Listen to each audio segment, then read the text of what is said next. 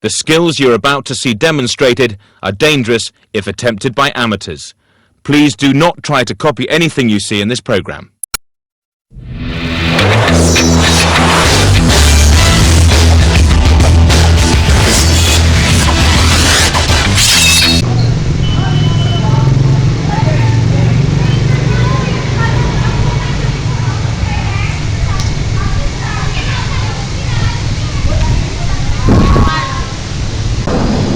Magandang tanghali sa inyong lahat. Ako sa Aeroplano nag-report.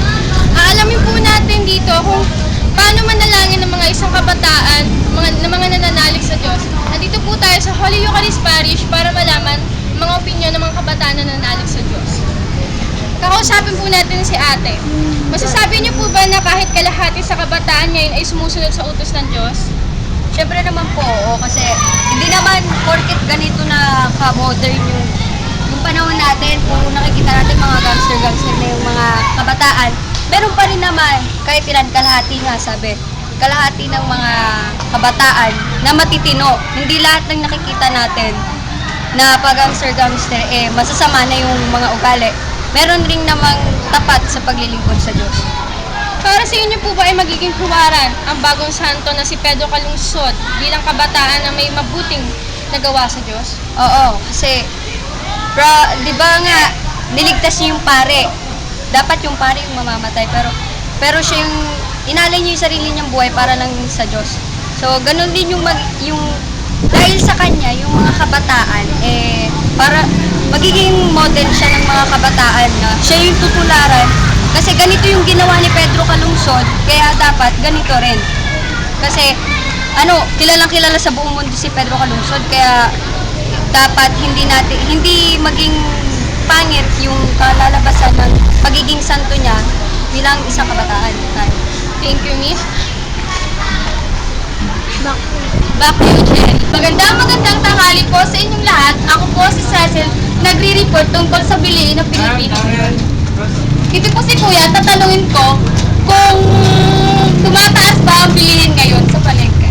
Kuya, masasabi niyo po ba na kaya ng kasahod ng Pilipino ang bilihin ngayon? Ay, hindi. Kung sitingin ko yung minimum wage ng Pilipino is 300 plus. Kanya may 5 anak siya, hindi niya kaya yung sustentuhan yun. Kailangan dalawa yung tatrabaho para sa nanay sa ama. Sa tingin niyo po ba, sapat ang 200 peso para sa pamilyang Pinoy na may 5 anak sa isang araw? Ay, hindi. Kasi 200 pesos, parang pang-almusal lang nila eh. Tama. Kay back to you, Florence. Magbilang ka. 1, 2, 3, go! Magandang tanghali sa lahat. Ako si Cherry Flores, ang babalita tungkol sa driver at sa kalagayan. Kuya, pwede po ba matanong? Hindi. Ano po ba para sa inyo ang sakit ng mga driver, ng Pilipinong driver, tungkol sa pollution ng hangin? Masakit sila mga mababang usok. Makuha ang sapat ng pera kakailangan. Hindi matumal ang biyahe. Tanong, magkano po? Ay, ulit. Bilang ka. Okay na. 1, 2, 3, go! Go. Aprobado po ba kayo sa pagtaas pa ba ng gasolina na ginagamit ng inyong tricycle? Hindi, siyempre, mataas ang mababa kasi walang kinikita mga driver. Marami comment po para sa ibang tao. Sana. Amen. Nagawa tungkol sa ipinapasang bill na yun. Ito po si Kuya.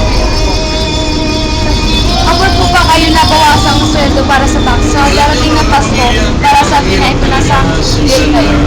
Baging gawin tayong sabayan ng awitin niyo ni James Higa. Ano po yung opinion niyo? Opinion ko sa sobrang dito, nakarami na ng tao ngayon. Kaya sinasabi nila, malaki ang income, kulang pa rin. Maraming salamat sa inyo. Salamat din Back po. to you. Magandang tanghali sa inyong lahat. Ako po si Genesis Escalante. Nag-uulat tungkol sa kalagayan ng trapiko. Maayos at maluwag ang dali ng trapiko dito sa Parañaque. Papuntang Bosco at papasok ng Parañaque. Back to you, Flores. Po si Wilbert Salazar nag-uulat. Ano po ang mga bisyo ng mga tao kagaya mo? Yossi, alak. Bakit? Mga magkano ang nakonsumo mo sa para sa pagbili ng mga bisyo mo? Depende pag may okasyon. Di ba, pag naninigarilyo ka, dos araw-araw eh. Nakakailang yosi ka sa araw-araw. Mga 3, 4, 5. Ganun, mga 10 pesos. Salamat po. Okay, salamat. Back to you, Ellis.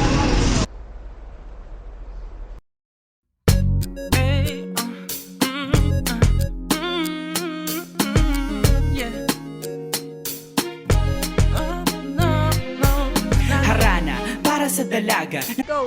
Hi, I'm Ira Tuplano. I am Jerusalem Ennis. Genesis Escalante.